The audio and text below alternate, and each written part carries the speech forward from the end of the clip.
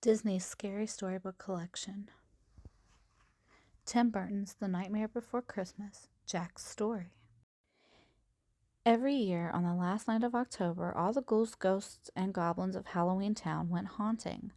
Always leading the way was Jack Skellington, the Pumpkin King. Jack was the best. A wave of his bony hand could scare a grown man.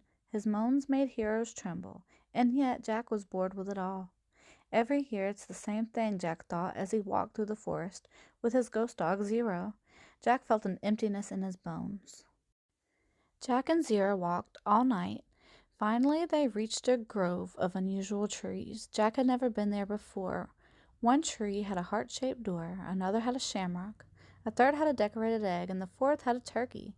But the one that caught Jack's eye had a strange tree painted on it. It was a Christmas tree. Jack opened the door. In a flash, he was sucked down the tree and found himself sitting in a snowbank in Christmas Town. Every tree around him was a Christmas tree. Every house glowed with colored lights. There were toys and mistletoe and snowflakes everywhere. Despite the cold, Jack's heart felt warm. Jack raced back to Halloween Town, a huge grin spreading across his skull. At Town Hall, the ghouls all gathered around to hear what Jack had to say. Jack started to explain about Christmas, the presents, the Christmas tree with lights, and the stockings filled with toys. All the ghouls had lots of questions for Jack. They were especially interested in the toys and wanted to know if they snapped, bit, or exploded, but no one really understood, except Sally. Sally liked Jack better than anyone. She believed in him, but she didn't like his idea of Halloween Town's trying out this Christmas thing. It sounded like trouble.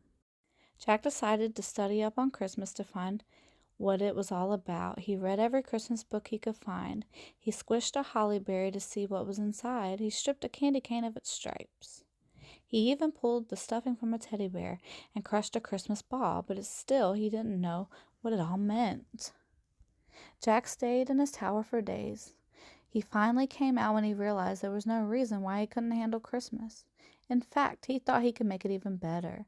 Jack gave everyone a job. The vampires made toys, Sally sewed a red Santa suit for him, and 3 ghouls named Lock, Shock, and Barrel had the most important task of all. They had to kidnap Santa Claus so Jack could take his place.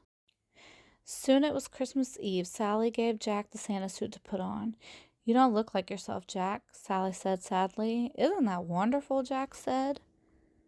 Jack climbed into his sleigh. He gave a signal to his skeleton reindeer, and with Zero leading the way, the reindeer pulled the sleigh up into the sky. Jack landed at the first house in Christmas Town. A little boy named Timmy heard him come down the chimney. "Santa!" the boy shouted. Jack grinned his biggest grin as he handed a present to Timmy. The boy opened the box. Inside was a shrunken head. Timmy screamed. "Merry Christmas," said Jack. Jack traveled from rooftop to rooftop. At every house he left behind tricks, not treats, a killer wreath, an evil wooden ducky, a biting doll. The screams followed him through Christmas Town. To Jack, the screams meant happiness. He didn't know any better because that's what they meant in Halloween Town. But the people of Christmas Town weren't happy. They called the police. The police called the army, and the army launched its missiles into the sky to shoot down the mysterious skeleton in the sleigh. "Santa, come back and save Christmas," cried the townspeople. They had no idea that Santa was in no position to do that. Meanwhile, Lock, Shock, and Barrel had taken Santa to Oogie Boogie's dungeon. Oogie Boogie was the most foul and evil creature in all of Halloween Town. Jack's friend Sally was Santa's only hope. She was trying to fix all of Jack's mistakes. "I'll get you out of here," Sally whispered to Santa. She tricked Oogie Boogie into looking the other way, and then she untied Santa, but just as the two were escaping, Oogie turned around. In an instant, Sally and Santa were once again taken captive. Meanwhile, high in the sky over Christmas Town, missiles streaked by Jack's sleigh. Jack smiled. "They're thanking us," he said. Then a missile hit one of Jack's reindeer. Jack's smile disappeared. "They're trying to hit us," he cried. Suddenly a missile hit the sleigh. It broke into pieces. Jack and Zero tumbled towards the ground. The terrible news about Jack's sleigh being blown to smithereens reached Oogie Boogie's dungeon. Sally gasped. Oogie laughed. He grabbed a lever, and the table Santa and Sally were tied to tilted over a vat of boiling stew. They slid down the table, but when Oogie didn't hear a splash, he pulled the table back. Jack's smiling face greeted him. Jack had survived the crash, and it had knocked some sense into him. He wasn't Santa Claus, he was the Pumpkin King. Jack knew he had to set things right, so he headed to Oogie's to find Santa Claus. Jack! But they said you were dead, Oogie cried.